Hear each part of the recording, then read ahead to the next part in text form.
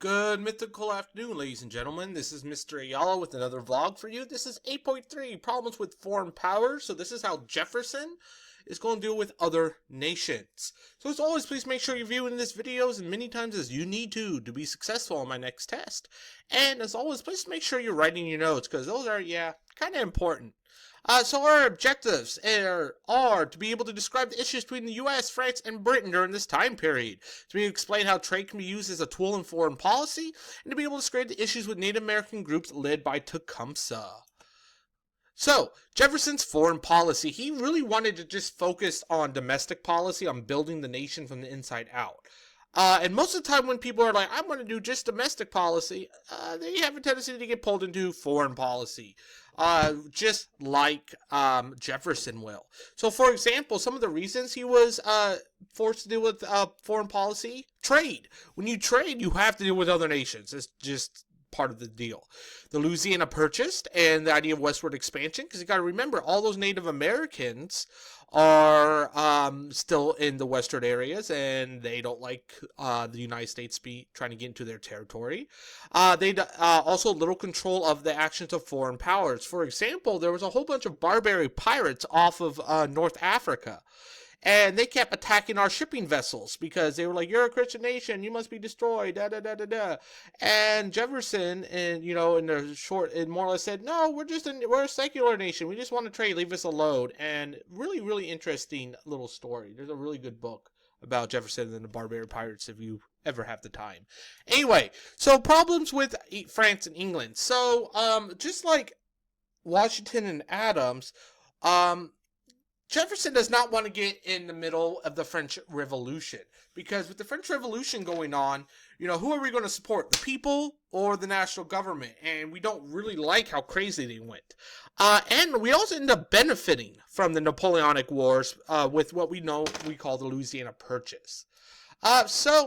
In 1805, Britain does not want America to trade with its enemies. The same thing with France. So Britain decides to blockade Europe and only allowed certain American vessels through, more or less only ones that are going to Britain or to her allies. Britain also used that idea of impressment again, or kidnapping American soldiers to work on British ships. Really kind of ticked us off, because we're like, hey, leave us alone. We just want to trade and make money. And this angered France, because we wanted to trade with France. And France is like, fine. If you won't allow them to trade with us, they can't trade with you. And so it's more or less like when you're in the middle of two friends fighting, and they're like, you can't be blah blah's friend if you're my friend. You can't be my friend if you're blah blah's friend. That type of deal. And they are both just trying to control shipping. And we're just like, we just want to make money. So Jefferson could have declared war, but he decided he was going to do something else. He passes what is known as the Embargo Act of 1807.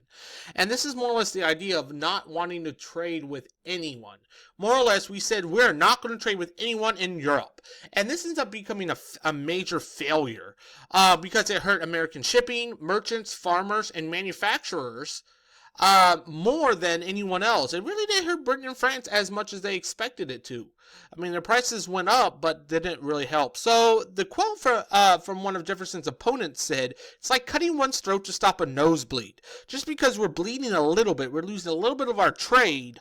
Why are you going to, stop all of your trade to stop that little tiny bit from being stolen? Wouldn't it just make more sense to try to stop the nosebleed?" Anyway. This becomes an issue in the election of 1808, where James Madison, the Democratic Republic, ends up winning the election. So Jefferson takes 2 terms and leaves, and now we're in President 4, Mr. Madison. So Congress halts the Embargo Act because they're like, this is not working. Why don't we just don't trade with France and England, and we'll trade with everyone else? Because they're the 2 ones being whiny. And of course, this is unfailing again because Britain and France really dislike each other. Meanwhile, on our western frontier, Tecumseh and a Native American unity. So the Americans begin to believe that the British were helping the Native Americans also by arming them and helping them kind of attack Americans on the western frontier, which, by the way, it was kind of the truth. Anyway, so Tecumseh, who's a Native American, decided that the only way to protect his people and their land from the Americans was to join together and create a Native American country or a nation state like what the U.S., France, or Britain are or were. And he tries this by going all around the our northwest area and trying to get help. While meanwhile, Governor Henry Harrison of Indiana signs the Treaty of Fort Wayne, which sells 3 million acres of Native American lands to the United States.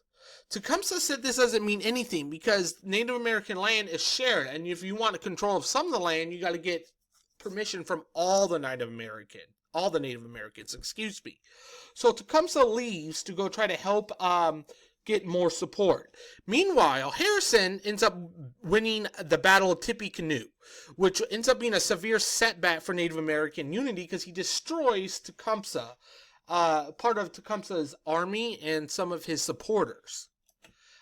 So the war hawks in Congress, which are people who want to support war, really want to get rid of Tecumseh.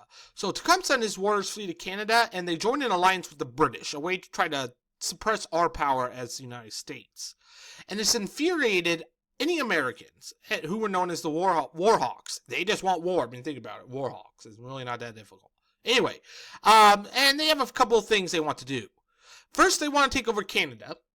They want to get Britain also to stop giving aid to the Native Americans. Others people in the U.S. wanted war because of the issues with trade. They're like, they need to stop stealing our stuff. That's not fair. So we ended up declaring war on Britain on June of 1812, and we're going to talk about the War of 1812 in the next lecture. So anyway, as always, hopefully you enjoyed that short little video, and your question for this section is, what do you think was the biggest issue that Jefferson had to deal with foreign policy? Was it the issues with the Barbary pirates? Was it the issues with Britain? The issues with France?